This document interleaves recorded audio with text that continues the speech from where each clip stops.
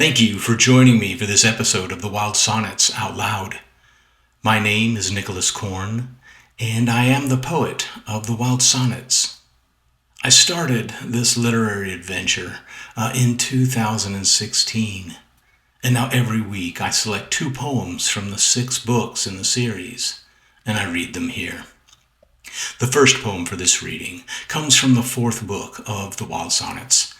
Although the imagery on first contact may seem to be about drowning, the poem is really about what it feels like to commit oneself fully. With that as an opening, here's Wild Sonnet 372 from Volume 4 of the Wild Sonnets. To the waist will I wade into the ocean, for I know the water has a thirst as well. Desires to feel the solid in the swim, the brunt of whales and the glittering fish, the iron freighters fallen in the swell. To the neck and lip will I walk into the sea, a submergence slow as memory. I will let the league-long fingers of the tide run through the weave and froth that is my hair. Let my eyes be salt and witness to what is deep and everywhere. Here needs a different kind of breathing, an act that even drowning doesn't dare, where what fills the lung is heavier than air. And that was Wild Sonnet number 372 from the Wild Sonnets Volume 4. The next Wild Sonnet is from the 5th volume in the series.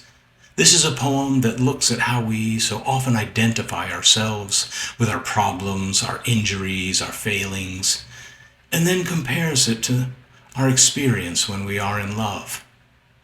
Let that be our introduction to Wild Sonnet 457. We become, when we are cut, nothing but the wound. The skin in separation approves the pain and parting only.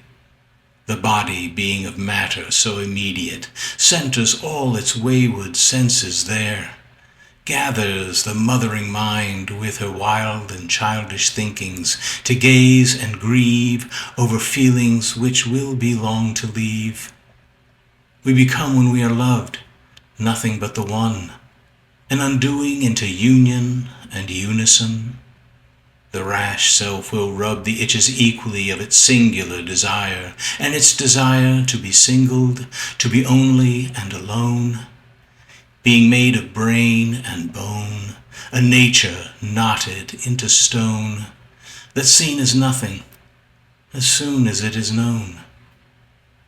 And that was Wild Sonnet number 457 from the Wild Sonnets Volume 5. I hope you've enjoyed the 2 poems featured in this reading. If you're interested in learning more about the Wild Sonnets, or would like to get the paperback editions of the books featured in this episode, or see the special offer I put together for downloading the complete collection, which includes all 6 books, visit me online at www.wildsonnets.com. And finally, I just want to thank you for watching. I'll be back in a few days to share 2 more poems in the next episode of The Wild Sonnets Out Loud. Until then, stay wild and stay well.